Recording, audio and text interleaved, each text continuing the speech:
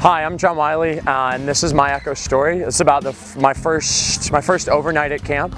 So I was going into 7th grade the first time I came to camp.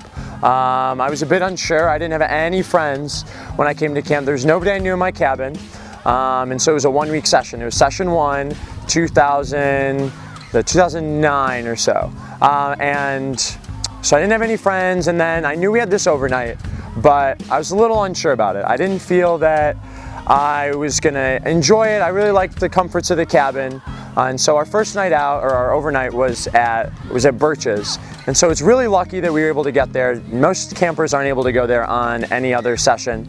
So we were checking out to Birch's with our whole cabin, and our counselor, it didn't start off well. Our counselor got lost on the way out there, so we took one road and just got into these big, thick plants, and it wasn't the right way to go. So we cut through the woods. We're all carrying our sleeping bags and our water bottles and our long pants. We're hot, we're tired. We finally trek across through this pile of downed trees, get to another trail, and finish off the trek to Birch's. And we finally get to Birch's. We're getting the fire started when it starts to rain. So it hasn't been going well so far. I wasn't really excited. We'd gotten lost, and then it started to rain on top of it all. And so our counselor started to build the fire even through the rain. We went and stayed in the platform tents out there, waiting for the rain to subside, kind of curl up in our sleeping bags. Was just convinced, oh, I'm gonna go to sleep. I'm not gonna have any fun on this. Sure enough, the rain starts to slow on down. Our counselor calls us on over that the fire's been made. Things are getting a bit better. Out at Birch's, there's a pavilion, and so we started to play the game roof ball. So you toss a kickball up on the roof, and it's like tips, and wait for the ball to run down. So it was getting a little better. There were some games. Burgers were on the fire. We could hear the sizzle from where we were playing roof ball, and it was getting a little bit better. The rain had subsided. And so then our counselor calls us all over for when the burgers are finally all ready.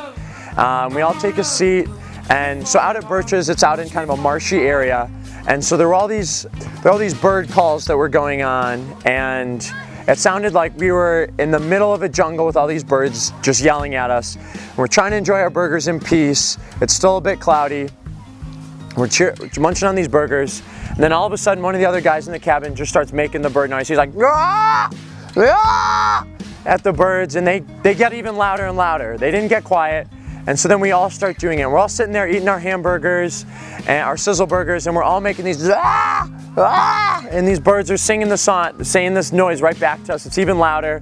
It was crazy. And then one of the campers, one of my peers, looks off in the distance. He says, "Everybody, look on over." And so Birch's is right on the lake, and we look off in the distance, and we see this rainbow that started to form at the end of the night.